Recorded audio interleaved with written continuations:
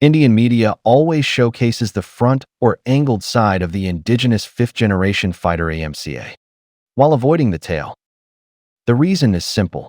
The AMCA still lacks an engine. Even as a model, Indians haven't decided on one. Since the Tejas uses General Electric's F404 engine from the US, and the US company suggested possible future local production in India, logic suggests the AMCA, known globally as a PowerPoint fighter, could adopt GE's standout F414 engine with twin-engine power like the Hornet. However, India struggles to make that call. Hindustan Aeronautics Limited complains about inconsistent US engine deliveries, which slows Tejas production. The AMCA's development demands exceed the Tejas by far and require close collaboration with General Electric, without which progress stalls. Choosing a US engine also ties the AMCA to the US, bringing high purchase costs and sharply rising maintenance expenses. Today's US aviation industry faces challenges, with raw materials and parts growing scarce and more expensive due to China's sanctions. Boeing and Lockheed Martin's frequent safety issues, combined with the Russo-Ukrainian war draining US allies' weapon stocks, leave General Electric unable to assure India's steady supplies. India could turn to Pratt & Whitney for engines, but the F-119 and F-136 power US fifth-generation jets, meaning India would need to pay enormous sums and meet strict US conditions to acquire them. Buying engines seems less practical than simply purchasing F-35 fighters. Outside the US, India might buy engines from European countries like France. The Indian military spent many times an F-35's price on Rafale jets, yet didn't demand engine technology from France. Indian media widely criticized this as short-sighted, arguing it delays AMCA development. I disagree. The military understands how weak R&D and absurd quality control, making direct purchases from France far preferable to fielding a cobbled-together Tejas. A Rafale might have a 1% failure rate in France, but after house maintenance, that jumps to 10%. An HAL-built AMCA would likely take off with nothing working except the fault indicator. The French also recognize India's tech shortcomings. Producing engines is beyond India, and even assembling them properly poses a huge challenge. If France allowed India to make their aero engines, crash records would soar. They'd rather forego India's money than risk their reputation. Could India apologize to Russia, repent, and seek the Su-57's AL-41F engine? It's an option, given Russia's historically open stance toward India, even leasing nuclear submarines. Yet Russia charges steep fees and often delivers spotty service. The Su-57 began as a joint Russia-India project, with India investing heavily in US dollars but gaining no core tech or prototypes. India eventually withdrew, only for Russia to soon claim Su-57 success. The BrahMos missile, co-developed with India holding 50.5%, is praised by Indian netizens as a versatile top weapon, adopted across all three military branches.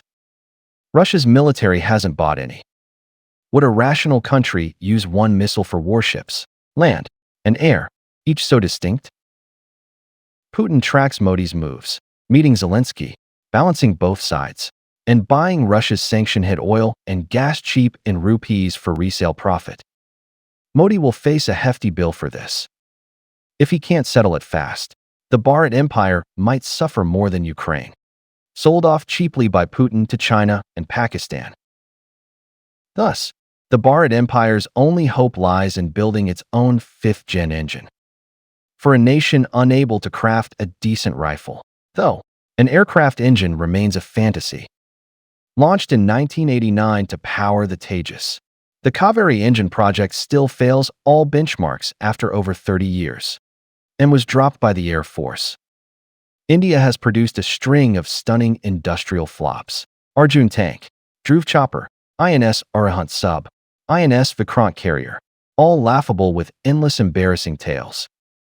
The Arahant flooded during a dive when a sailor forgot to close a hatch, while the Vikrant took 3 launches and once got splattered with feces from a port explosion during construction. 7 Dhruv helicopters exported to Venezuela software crash, leaving the rest unused and stored by their military. The Arjun tank floundered so badly that the military highlighted its flaws in tests, forcing Congress to approve Russia's T-90 tanks. If India's 5th-gen jet uses a domestic engine, every pilot mission risks being their last. Bharat's aviators live their careers like a deadly minesweeper game, with death ever near. I suggest the Bharat Empire shop for planes on Alibaba or Temu, or send a Chinese speaker to Uwu, Zhejiang, to try their luck. Recently, India's army paraded Chinese toy robot dogs, only for the maker to swap the remote with a 15-meter range toy car controller due to low profits. Humiliating Bharat. They should find a reliable toy plane maker and order 2 sets, a full-size model with a strong battery for local display and free movement, plus a mini version with a liquid fuel engine for promo videos, outshining the current AMCA mock-up with its exposed tail gaps. I think Bharat's engineers should shift focus.